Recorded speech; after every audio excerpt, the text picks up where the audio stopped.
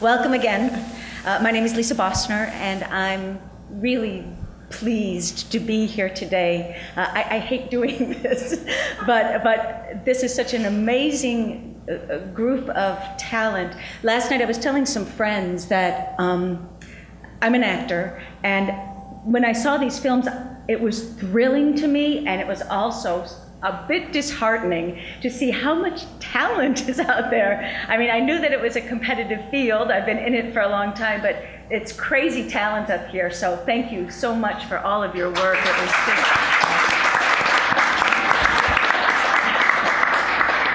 And I guess I'm just going to kind of start at the beginning with the writers and directors. How do you cast? Did you have a casting process for your films, or did you write with people in mind? How did that all happen for you?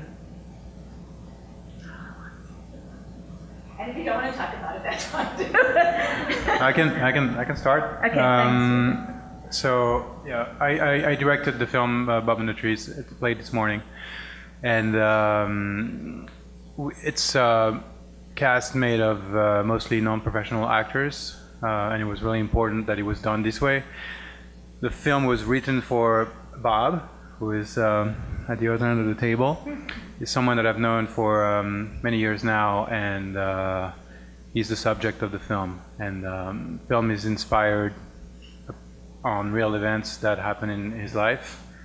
And there was only one Bob that could play Bob. It was Bob. So he was already in the project, and Matt, who plays his son in the film, who is his son-in-law in real life and is sitting back there, was also attached to the project. And we had done a short film together.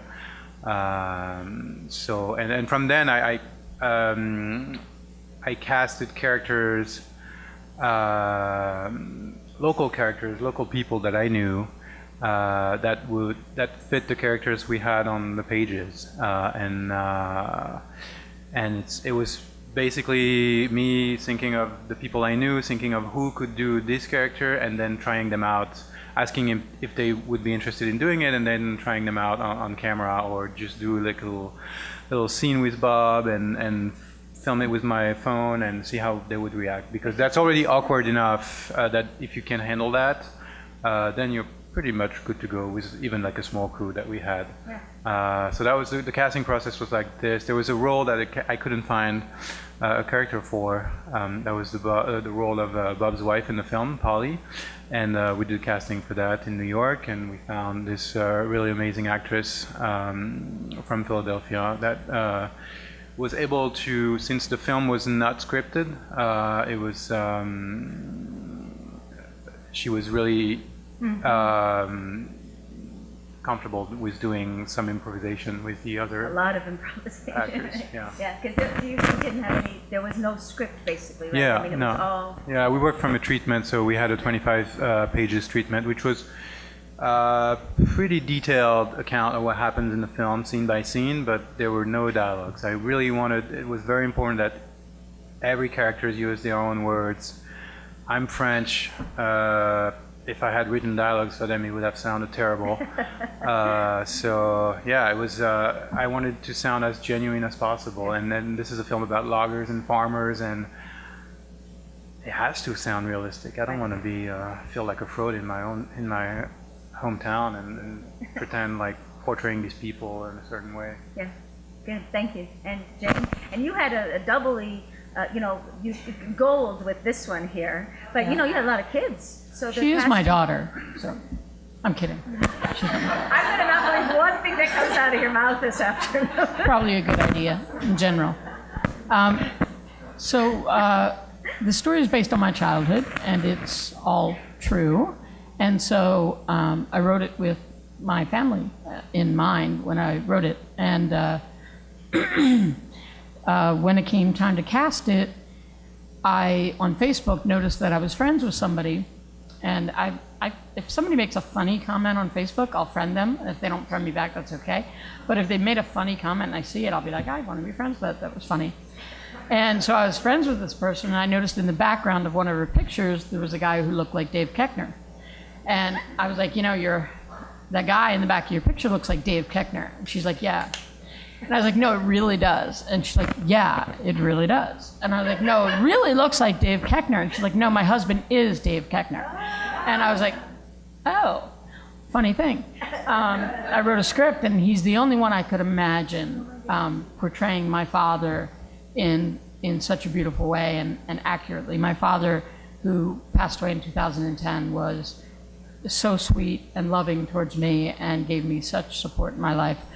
Not to say that there weren't rough times, which you can read about in my upcoming book, which is coming out on the 18th. It's called Nobody Ever Dies When I'm Around, a Lifetime of Feeling Left Out. And that will be on Amazon, and that's not even a joke, sadly. So we had some rough times, but overall, very, very supportive of me as a human being. And so Koechner was perfect. Perfect. And so once David said he would play the part, I contacted a friend of mine in the business, and I said, originally I had a college friend playing the father, and I was going to play my mother. And I called my friend in the business. I said, David Koechner is going to play my father. I cannot play my mother with him. I need to direct the kids. And she said, look up Paula Pell. It's the perfect Paula Pell. So I looked up Paula Pell, and I loved her, so I got the script to her through my friend. My friend got back to me and said she wants to do it, so we were set to go. Then I needed to cast the kids, and I work at the New England Youth Theater, which is a little vat of talent, cooking all the time. And so I had an open audition for kids and just tried to make a little family. And I had one girl in mind to play a young me, and she looked very dykey, to be honest. This is being recorded, so let me just back up and say that she looked a little tomboyish. That'll work. She looked a little tough, and but she just I don't think her heart was in it, and so she showed up, and it just something wasn't working. And Cassie showed up, and her heart was so in it, but she was just this like bouncing energy of girl, and girl. And I was impressed with her, as I have been since I met her, but I've been teaching you since you were 9? Yeah. 9. So I'm sick of her. And no, that's not true. That's totally not true. But I just said, I said, the thing is, you're just so girly. And I wasn't. And I can prove it. I have pictures. And she came back and auditioned again, and she had cut her hair to the length, a little shorter than what you saw. And she came in with a t-shirt and shorts cut off and boots, and she kind of walked in, and she had taken on this tude and read totally differently, and I was like, oh my God, you could do this. And then later when I asked her what she had done, she said that she had watched me. And that was a little disconcerting, because the walk were kind of like a gorilla. If I recall correctly, it was like, "Arr." And so, yeah, she watched me, and it was accurate. So, and then we had the whole cast. So we were very lucky. Yeah, lovely. And Mark? Sorry, there we go. I always try to find really talented actors who will work for food. That's kind of where I start. For Here Lies Joe, I had worked with Dean Temple before in a previous short film, and he was fantastic. And I knew he would bring this really amazing humility to the character of Joe, and we work incredibly well together. I mean, he's an actor who puts 300% of himself into every project he does, and he can almost do anything. So he and I really kind of dug our heels in, and we found the character pretty quickly. She was particularly tricky to find. We knew Z, if we didn't find the right Z, the whole movie would not work. And she's such a driving force in the film. We went through 40 different actresses, and we didn't even come close. And I was really worried, and I was talking to my co-writer. I said, we're not going to be able to do this movie. We have to stop right now, because we're not anywhere near where we need to be to find Z. And Dean had suggested her actually and had her audition for us. We did it through over Skype, so I had my phone and I'm taping her while we're doing our Skype audition. And you know, you just know right away when you find that certain, immediately you just know that this is the right person. And Andy just knew the character inside and out without us having to say anything. She knew the books that she read. She knew her history, her backstory, what she had gone through, and she just understood the character. And more importantly, she took the character seriously. We had a lot of really talented actresses that had read from the sides that we sent and interpreted Z as sort of caricaturish, and you know, as a caricature. And certainly there were those elements within Z, but Z had this incredible depth to her that we needed. We needed the actor to take her seriously, and Andy totally got that, and that was kind of amazing. And we knew that after we found her, we can finish the rest of the cast. So rounding out the cast, so she was important. Marvelous. And for the actors, once you knew that you were going to start working on this project, how did you delve into the character? And do you like it? Well, I know Bob has to improvise. You know, do you like to improvise? Do you like to talk with your director about the process, or again, what books you read, what she wears, or do you like to just be like kind of solitary and leave me alone? Well, I had meetings with Jane before and talked to her about like her family and her actual life, like, because that's what it is. Yeah. And I watched her a lot, and it was just a lot of like trying to actually think like the character, because it's a lot different than me and like a different time period and everything. And so just a lot of talking with Jane helped me figure that out. And the other actors too, your other siblings. I mean, you guys were so tight. I mean, how did you hang out together a lot and play and eat together? And... I know them all really well because we all do theater at the New England Youth Theater, and so I've known them all since they were really little. Okay. Yeah, it shows. Yeah. For me, like Mark said, it was really important to me to not play Z as a caricature. So I spent a lot of time trying to understand her psyche. Someone who does battle with depression and suicidal thoughts. I like to do a lot of character work, and that usually for me starts with the costume. I didn't have the costume until I went to film, so I had my own pair of shoes, so I kind of started with that, walking around as her, feeling how she would walk, how she would think when she was walking, and it's important to me to have a fully rounded character, what they would read, what happened to her as a child. So backstory is very important for me as well. And I have a wonderful acting coach in New York City, Anthony Abeson, who has a book coming out at the end of this month. Everybody's got a book coming out. Yeah. Sorry. It is called, oh God. It's called Work That Gets Work by Anthony Abeson. He's a master at acting.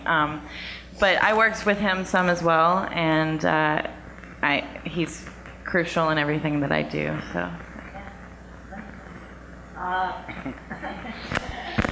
I'm a forester, a logger, and a farmer. And this guy moves to my town, and after about 3 years of hanging out with him and with my son-in-law Matt and my daughter, he comes to me and says, "Hey, you want to make a movie? It's about forestry, logging, and farming. Would you want to do that?" And having never thought about acting or a movie, or not even close, I could have said no, but I said, yeah. So let's do it. And after being terrified about trying to do this, and realizing that it's a story about this guy Bob, who's played by Bob and had to basically be Bob, I kind of wrapped my head around that pretty quick and said, well, after the first day of shock and terror of cameras and all of that, it kind of sunk in that I just gotta be me in this movie. And there weren't, like you said, it was unscripted. There was a tight story, but that made it possible, actually, for me, a non-actor, to come up with whatever I needed to get through the scenes. And I'm not sure, and I don't know today, and don't know if I ever will know if somebody hands me lines to memorize that I could ever do it. But that's how that went, and it helped that what happens in the movie throughout most of the movie actually happened in our lives, and the movie takes place on our farm with my family, on properties that we worked on logging and so on. So it's been an unbelievable ride. And it's really, I mean, I said this to you last night, it's astounding to me that you don't have any acting experience, because it's, you know, you can say, oh yeah, well, he was just playing himself. When you hear camera roll, even the most experienced actor can turn into a piece of cardboard. I mean, it's a pretty intimidating experience, and you just both of you guys just kind of just float right through it. It's lovely. Yeah. Thank you. Okay, you're welcome. Shooting out of sequence. Most films are shot out of sequence. How do the directors deal with that and keeping the continuity of the storyline? And how do you, as an actor, especially emotional scenes, get there, you know, at the drop of a hat? You want to start, Diego? Hello, 1, 2. For me, it was really important that we stuck with the chronological, with shooting the scenes as chronologically as possible, because it made everything easier shooting with non-professional actors. Things gradually escalated in a more organic way. You didn't have to think of where the character is at this specific time, and we were also shooting in a lot of snow. We had 3 feet of snow, and if we didn't have snow, or if there was, I don't know, snow back and forth, it would have made things tricky also for continuity. So yeah, I think I really like to shoot chronologically if I can stick to that, because it makes everything easier, and it's easier also for me as a director to just keep track of what's happening. You don't have to jump forward like at the end of your movie and say, oh well, and now we're doing this, and I mean you can, but it's just easier and better for everyone to understand what we're doing and keep track. And Right. Yeah. And Well, I had only done theater up to that point, and that's what you do in order. You like time to like have your character build up to a certain scene where you have to cry, but I did not have that for the movie, and so I really had to stick with. Well, before every scene, I would like sit with my script and like read the scene that came before it, so I would know like where I was emotionally and where I had to be, and that really helped. And then I would just like find the mindset of like Joe and like dive into it and hope for the best. yeah. One thing that we did have to shoot out of order for a lot of reasons, locations, and also because we only had David and Paula for 4 days. And then we had to shoot everything else, but either before they got there or after. One thing we did schedule kind of intentionally was the last scene I believe David shot was the scene was at night when Daniel, my real brother's name is David. When Daniel is taken away, we shot that at the end of a very long day. So I knew she would be a little bit easier to get sobby. And so at the end of a very long day, and it was a really great week of working with Paula, who's hilarious, and David, who's also hilarious. And they had earlier done the scene where they were on the stairs. So they had just kind of bonded, and then everybody was a little emotional because David and Paula were leaving and we weren't going to see them ever again, which is not really true, but you know, keep telling them that. And then so it created a little bit more emotions on the set, and so that scene, the scene was obviously already emotionally charged. Colin, who played Daniel, is beloved, and to see him in that condition was hard. And I think that we tried to have that be the last thing, so that when we were done shooting that, we could all go home for the night. It was 3 a.m, so yes, and there's laws against that, I'm sure. That'll be the next book. For Here Lies Joe, we the first weekend we shot, we did all of the stuff in the car, and it was miserably hot that weekend. And there were like 4 of us in that tiny car, and there was no AC, and we were all really grumpy. But it actually, I think it worked well for the film because we obviously got really close really quickly, and we saw each other's personalities, like raw personalities, pretty quickly. And I think that really helped with our, how we bonded, and especially for Dean and I, because they kind of have this weird like back and forth. So I think that added to our relationship. But for me, shooting not shooting chronologically I think it's just all about making smart choices. Not rushing yourself. I don't think you can do anything in the drop of a hat. I've never been able to. Just being able to work with a director, and Mark is this way, who gives you room to breathe and allows you to, get where you need to go and do it several times. And eventually, for me, if the character work is there, if I know the character, then I'm making the right choices and I can get there. It doesn't matter what scene I'm shooting. Continuity is tricky, especially when you have no budget. So it's usually around scheduling and getting the actors to, the second scene of the film was actually one of the last scenes we shot. We had to have all the actors together in one time. Of course, we all have day jobs, so we have to coordinate that and get all the actors to, we sort of align the planets to get them all together. Short films are tricky too because you have to, especially for the actors, they have a very limited time to find the characters. So if you start messing with continuity, and it gets trickier. So not only do you have to find a character in a very short time because the shoot is pretty, it's a quick shoot, and you don't have a lot of time. Usually they find the character at the end of the shoot when we're all done. They're like, oh, now I know who the character is. Well, we just wrapped, so that's great. But they did great.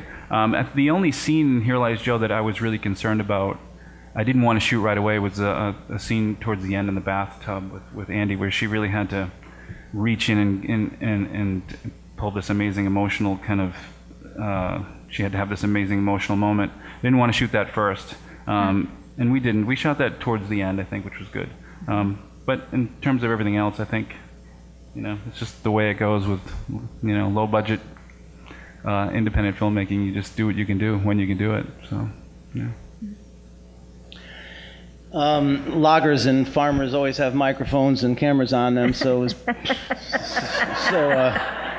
was so natural to just dive right into that. And but actually, because that is so far from the truth, Diego, we started with the logging so that there was little dialogue and just us doing what we do naturally and know how to do, and the cameras were there, and because of that slow start, and because the movie the sequence followed the movie as you see it, it got pretty easy to deal with, because I think after a day, having never been mic'd, I was pretty comfortable with having it and having the cameras on us and having not had to say anything for a few days. And then when it all started, I didn't find it difficult I didn't see the cameras at all, it seemed like, for the whole rest of the time. So, and it was sequential chronologically, so it was easy to follow for me. Good. Before we really started digging into like harder scenes and more heavy dialogue heavy stuff. Yeah. Is there anything that anyone learned from this shoot, from doing this film, that you learned from other actors or the director that changed your mind about something or will make you a better director or a better actor in the future? Cassie says yes. I quickly learned. I quickly learned that you have to be different. You have to act a lot different when you're doing film than you're doing like stage acting. I'd only done stage acting, and that was new and different. And so you have to learn and adapt really quickly in that situation to fix the acting style. Get things small. Really small. Yeah. I kind of throughout filming felt like I was kind of free falling the whole time. I'm kind of a control freak when it comes to, playing a character, and it was kind of disconcerting for me because when I was playing Z, I felt like I didn't know what I was doing. I felt I'd put the work in, but I didn't know how it was coming across because she is such an odd character. And so that was one of those times when I just had to be like, okay, I'm just going to trust that Mark will tell me if things aren't, coming across the right way. And in the end, I think it worked for the character. I think that was what was required for the character, and that kind of happened because of that. Are you the kind of actor, excuse me, do you like to see the daily? Do you like to watch as you're filming at the end of the day what you did that day, or do you just not want to see it until it's finished? I don't really have a preference. I don't mind either way. I think like 2 years ago I would have never wanted to see any of the dailies, but now I think because I've started taping myself as practice, which is something that's been really valuable for me. So I've gotten more used to being able to watch myself in an objective way. So I think I didn't watch much of the footage for Z, but I think some roles maybe you should and some you shouldn't. Cassie didn't know about dailies till just now. So this is something you've learned, Cassie. So you wouldn't want to do that, Jane? No, I'm saying I didn't have the time to show. Oh yeah. That's true. Yeah. I did. That's a thing? That's a thing. We did something that was on the short film we did with Bob, also called Bob in the Trees. Before we started shooting, Bob was very nervous. He realized that, he was about to carry a film on his shoulders. He had never done it before. So there were moments where you were very stressed, and it was stressful for me also. And just, okay, we're going to have to do this. And so we were rehearsing a bunch of scenes together. And I realized that, Bob, you were not feeling good about these scenes, and he's like, I don't think everything's good. And I was like, well, yeah, it's good. And what I did is I showed you a lot of the footage and say, like, look at this one, like, look how good you are. And finally, you were like, yeah, that's pretty good. Yeah. And this is a lot of people will tell you, like, especially working with non-professional actors, never show footage because that makes people self-conscious. And they're aware of the camera, and they're going to act different. But in your case, it was very different. It was quite the opposite. It made you feel more comfortable. Yeah. And as far as lesson is, everyone is very different. I mean, with non-professional actors, as far as giving instructions to them, to people. Like Bob is such a natural, and he has a gut instinct to do things, and most of the time, the less information I would give him, the better he would be. Not always, but most of the time. Where with different characters, it was different. Like Polly, who was a professional actress, I could give her as many information as I wanted, and she was super flexible. Matt was like that also. He was much more flexible, and I could tell you more things, and I wasn't afraid of you being thinking of too many things to your head, which could happen to you a lot, Bob. If I gave you too much information, then you would feel stuck. Like, oh, okay, I got to do this, and that, instead of just being the amazing Bob. Being a non-professional, I do a scene and it's unscripted, and I come up with something to say, and then he'd say, okay, well, calm down, we're going to try this again, and after like 3 or 4 takes, not knowing the film business at all, not even having a clue, I'm like, what am I doing wrong? I'm starting to get stressed out. I'm like, wasn't that any good? And that was in the beginning, and then realizing that what I learned anyway, because that's all I could learn, because I had the role of playing me, was I learned about making films. I learned about all the rest. The acting part came pretty natural and pretty easy to me. The hard part was the rigor of filmmaking and the shock of what it takes to make this happen, and that's what I learned. I don't have the experience to learn it otherwise yet in my life. It's a lot of hurry up and wait. Yeah. And I had a tendency to take kind of personal when we did 10 takes and they're all different, and like, well, I can't come up with any more here. what do you want? And it was more like he's looking for as much as he can get rather than it's my fault because I'm not coming up. And it's hard to get when you're not an actor. You just roll with it, and it's hard. Yeah.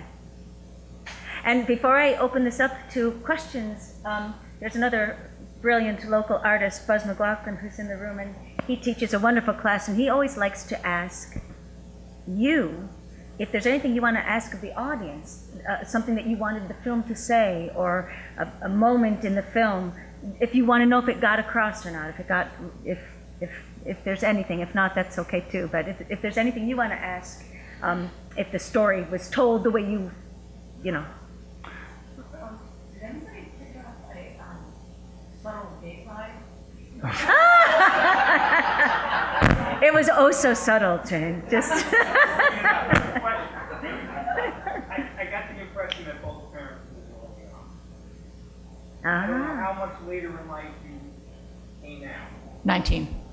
Well, my mother told me I was gay at 19. Wow. She was correct. Did she know when you were 9?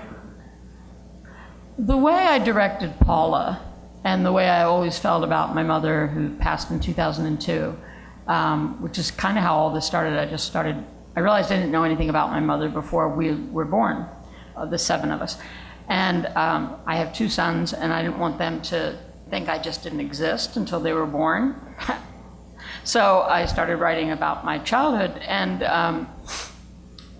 what I tried to get across to Paula was that you don't hate this girl. It's just that deep down you know there's something, and you don't know what it is, you can't put your finger on it, but you know that when you find out what it is, it's going to break your heart, and you are not going to like her anymore. And that was what happened.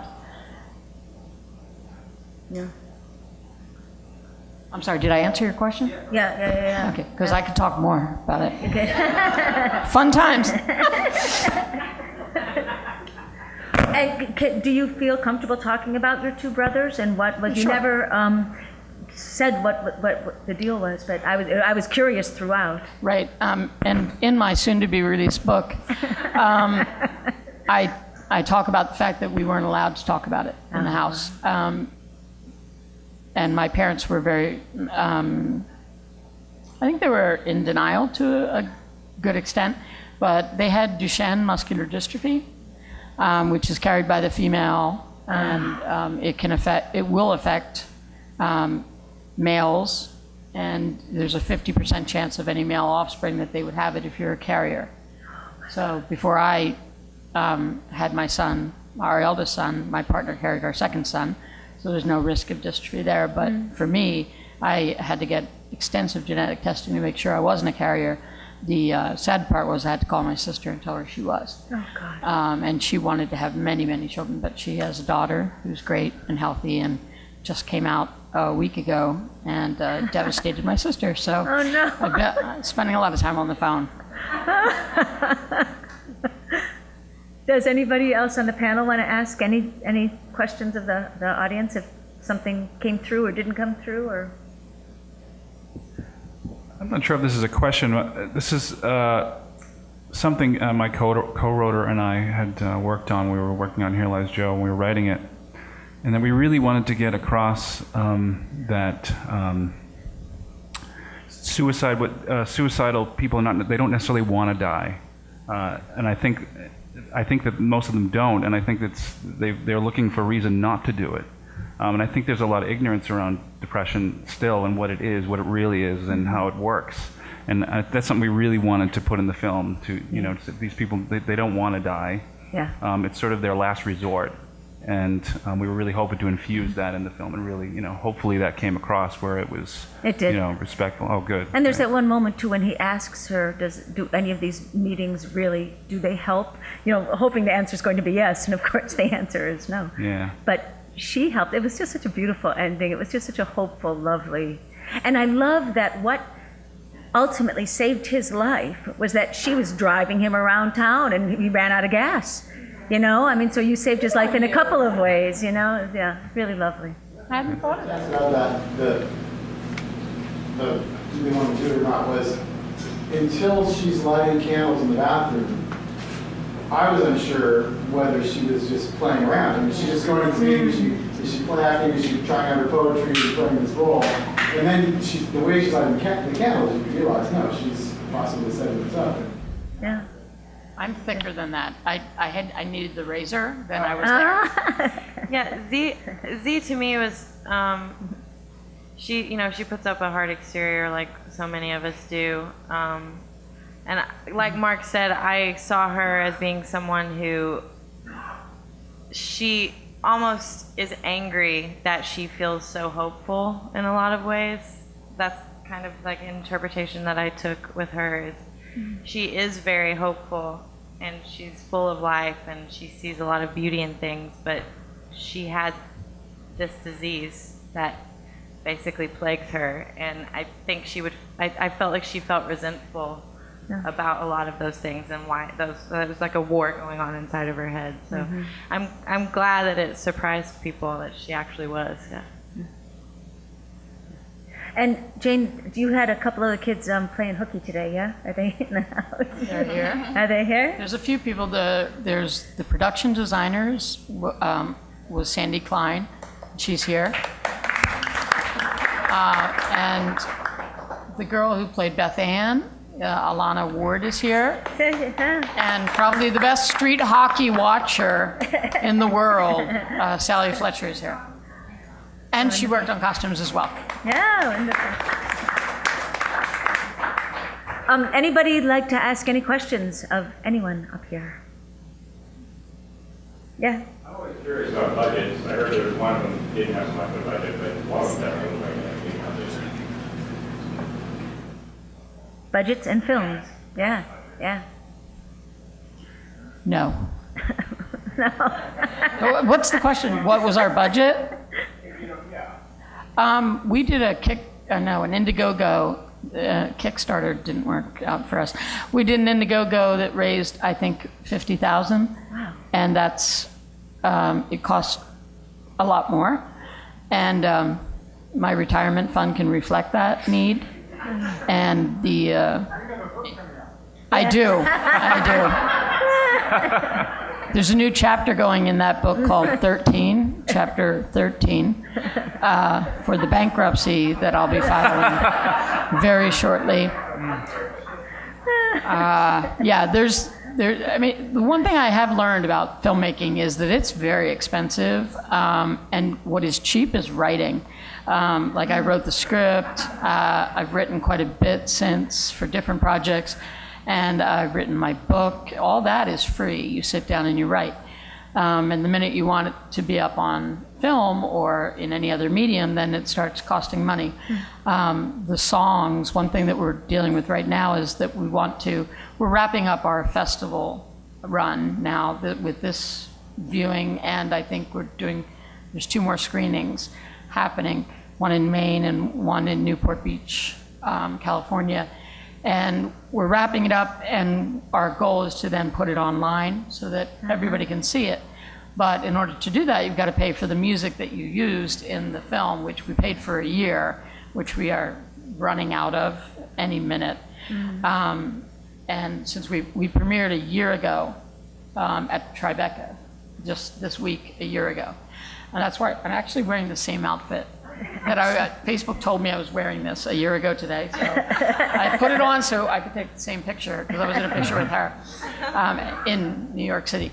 So we're trying to do the Indiegogo thing again to raise enough money to do the music so that we can put it online.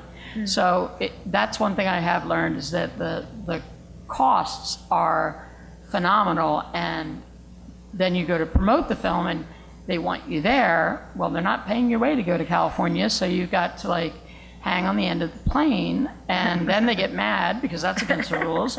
And so you have to get in the plane, and then they want a ticket. So it's just a lot of details that you don't expect beforehand. And then, pretty much it's very expensive. Diego, what was your budget like? How did you work that? We spent a little over $100,000, which was financed. Part of it was self-financed. The rest of it was foreign investors. I had a French producer. She chipped in. I found some private investors in France. So we were able to tie this together. Yeah, it's a tough business. Even that's a super cheap film. I mean, we couldn't do it for less. I mean, this is to make a feature film with this much money. Yet, I mean, despite we had a really successful run in the festivals, and now it's getting distributed online, but yeah, we're really struggling to make the money back. Well, the reality is that I'm lucky if we're coming close to half of what we spent. And again, like, we played in 25 festivals all around the world. We opened in Sundance. We won like a major festival in Czech Republic, and we got really good reviews. But it's a really hard business. It's my first feature film, so I was really curious to see how the economics would play, since it was a cheap film, and yeah, it's hard. $3,500, so which is a lot of money for us. Well,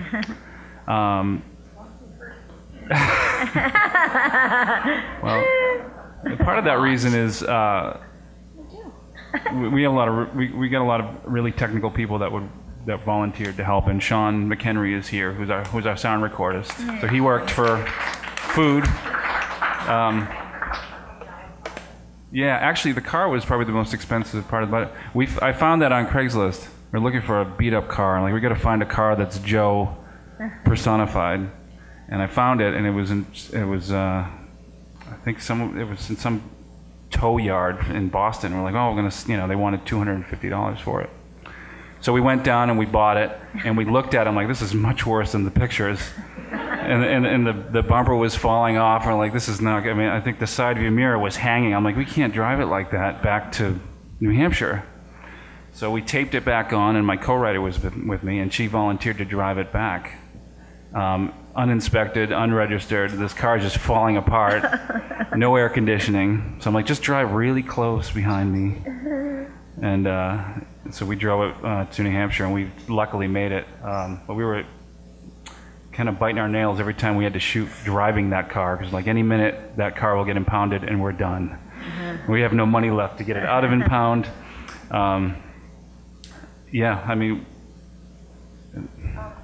I have to say that, it was a small budget, and that's just a testament to Mark as a filmmaker, because when you watch it, you don't think that it's that small of a budget, because there were I hadn't worked with him before, and the first weekend, we are a skeleton crew, and it was definitely a labor of love for the whole cast, and I hope that came across. We all pitched in when we could, and we were like a family at the end, bickering, and we hugged and we fought one minute, it was back and forth. And I have to say, there were times when I was like, what kind of footage is he getting, And then you see it and you're like, oh my God, wow, he can do a lot with the camera, and budgets are important, but you can't, that's pretty important too. Yeah, the train was actually free.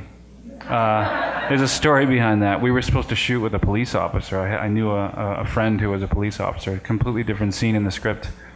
And we arrive on our location, and there's a freaking train in the middle of our shot, droning train. Like, we can't shoot today.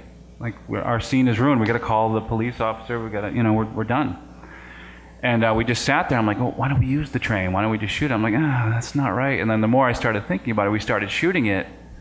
I'm like, all right, let's just shoot it. We'll get the footage, and then when the train leaves, we'll do what we were supposed to do. We started shooting the scene, and immediately I'm like, this is way better than a police officer. I'm like, this is droning metal thing, like just motionless thing, and all of a sudden, metaphorically, it just worked, and we were like, all right, hurry up, quick, we got to get it before the train leaves. We got to finish the scene. But it worked out, and so we got lucky with fate on that one. Yeah. It's like one of the first things I thought when I saw that trailer was, what does that mean? It's a headache. Yeah. Headache from the car. And there's layers to it, so that's a really nice happening. our sound guy actually, we talked about that, and we're finishing up doing the sound sweetening at the end of post-production. And he said, all right, we're just going to ramp this up, and it's going to be really hurt the audience, because if you listen to it, it gets worse, like a throbbing headache. And it starts like, by the end of it, it's very headache-inducing, and that was my sound and designer's idea, and it was brilliant. It was great. It was just, that whole scene just came together, yeah. If you had to hire that trainee, would it cost twice as much? We would have shot with a police officer. That's he was free. Yes, Clay? What's the background behind the script? My co-writer, Pam Conway, she's a friend of mine. Was in the middle of writing a novel at the time that I was writing a script for my next short film. And she has this amazing love for character and story. Really, she's an amazing character writer. And we're like, oh, we got to work together. We have to come up with something together and collaborate. So I kind of presented this idea to her. Well, let's tell a story about. It was actually a spiritual movie originally. We're like, we'll take this character who's completely bereft of spirituality and he's depressed and down, and then we take this sprightly, crazy counterpart, and they sort of bond, and we had a completely different story. And I think we spent probably a good year and a half trying to find the characters in the story, and it just sort of happened organically, and I don't remember whose idea it was, but we eventually like, well, what if they're suicidal and they meet at a Suicide Anonymous meeting? So she would write the short story, and then I would adapt the script based on the short story. So we'd talk and talk. We'd go to the locations. We would act out the scenes. I'd write some of that dialogue. We actually, it actually happened. Like the strawberry scene was, we were walking in a graveyard, and there was a patch of wild strawberries, and she picked it up, and she's like, "You want?" I'm like, "No, I'm not eating corpse bear. I'm not eating those." And she says, "Oh, they were all fertilized." That whole conversation happened, and I wrote it down. I'm like, "Well, that's got to go in the movie somewhere." But it was a very organic process, a lot of fun. It took us about a year and a half to get it right and find the characters and write the short story, and then I would adapt it, and then we'd throw it away because I was being picky and didn't like something. But eventually it worked out, and we found it. So. Did you want to? Just curious, did you grow up in a town like Brattleboro? And how did Brattleboro help her the scenes of the movie? I think, no, I grew up outside Philadelphia in a town called Havertown. We used to say Have No Town because we were fun. But it's, oh, okay, you win. We were near the main line, but not on the main line in Philadelphia. And I think if I tried to shoot the film where I grew up, there's too many things that have changed and look too modern. We found just so many spaces in Brattleboro that haven't been touched since the 70s. And we didn't have to block anything, really. We didn't have to move anything. There was nothing that was like, there's years moving forward. And it helped. The look of the town was great. We didn't have to do anything. And I don't think we could have shot the film without the people of Brattleboro, who did everything. I mean, they gave us food free, they catered every meal, and Sandy Klein is largely responsible for that. She did the production design, but she also rallied the entire town to give us everything they could. They gave us free meals, they gave us their children, yet to return all of them. They gave us everything they could. Cars, all of it was free. It was just an amazing experience, and we couldn't have shot it anywhere else. I mean, it would have been a very much more expensive thing if we had to pay for anything other than the equipment. Yeah. Ben, did you want to say something? Oh, I'm just curious, sorry, it was sort of a quick question, but at what point or at any point did the Romeo and Juliet thing come up? I mean, it sounded like you didn't start with that, but you kind of got there in an interesting way. You mean parallelisms of it, or what do you mean? Well, yeah, I mean, you ended up with a guy and girl killing themselves. Right, yeah, actually. And then not killing themselves. That's a good, we never talked about that once, actually. That's kind of embarrassing. We do talk about Shakespeare, too. That's pretty funny. Yeah, actually, no, we didn't think of that. Yeah. Well, they didn't kill themselves, so that's, you know. But yeah, no, that's funny. We never thought of that. Actually, I actually did think of a question for the audience. Okay, good. That made me think, did anybody who thought that maybe Z and Joe would have a romantic future? Or I did. I did. Did you? Oh, yeah. Interesting. It's all about the pancakes. Okay. Syrup. That was actually never our intention. believe No, it or it not. wasn't. Oh, really? We specifically didn't want, certainly I think there was going to be some sexual tension, but I don't think we wanted it to be this romantic sort of thing. They were just sort of two people reaching for the same log, and we kind of wanted to do it. So that's interesting. But some people do see it that way, and I mean, that's okay too, but that was never our intention. You got logs, love. Yeah. Could have been. Yes, Ben? Question for Bob. Do you have the acting bug now, and do you have plans to act in another movie? Sure. Do I have plans to act in the future? Is that the question Yeah, primarily? do you have the bug now? Do you have the acting bug now? Yeah, I do. I go through this major depression between festivals and stuff. I mean, when you're not an actor, you get really addicted to people clapping for you and signing their autographs. Then you have to go home and milk the cows. So I would never want to really do that again. But I kind of sit there wondering, if I get a job offer somewhere, and so yeah, of course I would love to do it again. I hope that opportunity comes. But after a year and a half of going to all the film festivals and living through this amazing ride that I've been on, especially the pinnacle being in the Czech Republic, where we won the Crystal Globe Award, the best film, and my grandma being from Czech, and I've never left the United States in my life, never had a passport, and here I go there. So that was the high point, although it all seems a high point. This is the highest point. What I gotta say is it was so awesome to be here because I just miss it so much, and I miss the people enjoying the response, the drama, the power of the film, the ego part of people appreciating you for who you are and what you did, and if anybody knows anybody, commercial, Geico, I don't care, something. Paul Bunyan, Bob Goes to Paris. Yes? For the actors, it's an interesting thing to spend time as an audience member, and cinema is really intimate. I mean, we're right there with you. We feel like we're hanging out with you. What is it like to have people coming up to you as though they know you? Oh my God, you're so great. I mean, people must have, they have a license. They feel like they can come up and talk to you. Yeah. We've just spent this time together, and it was so intense for both of us, wasn't it? Yeah, I mean, it's humbling, really, because you feel like you've touched. There's so many instances in my travels around the country to festivals where we touch so many people about what we did in the movie, like farming and logging, and simplest story in the world, wood and food, and people hugging and in tears and thanking you and bonding with you about the drama in the movie. It's a humbling experience. It's hard to describe how you really feel. You just, of course, feel good, but you're just so passionate, I guess, and